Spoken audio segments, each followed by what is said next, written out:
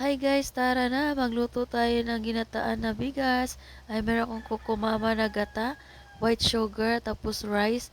Ayan, lagyan ng tubig yung rice guys. Kayo na bahala kung gaano karami. Tapos ayan, pakuluan. Tapos ayan, kumulo na yung bigas natin guys. Kailangan yan guys is halo-haluin lang siya guys para hindi masunog yung ilalim niya guys. Tapos kailangan mahina lang yung apoy niya guys para hindi madaling masunog. Tapos ayan, nilagyan ko na pala siya ng kukumama na gata guys. Ayan, inubos ko na pala yan guys kasi naparami yung gawa ko guys kasi mamimigay kasi ako niyan guys. Kaya ayan, halo-haluin lang guys. Tapos lagyan ng asukal guys. 1/4 pala ang nilagay ko dyan na asukal guys.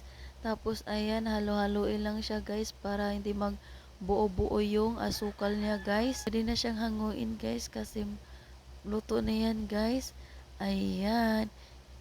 Ayan, mamimigay pala ako dyan guys sa aking biyanan. Tapos sa mga kapitbahay ko.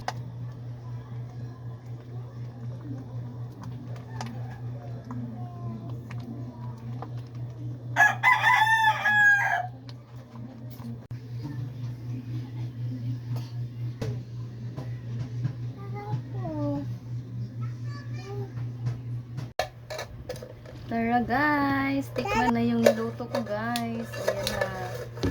Ayan, ginataan sa bigas. Tapos ko, dalawa mo. Sobrang init pa, sobrang init. Init. So guys, sobrang init pa guys.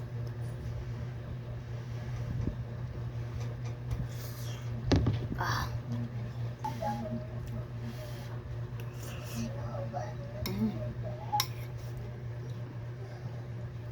Ang sarap niya guys, promise.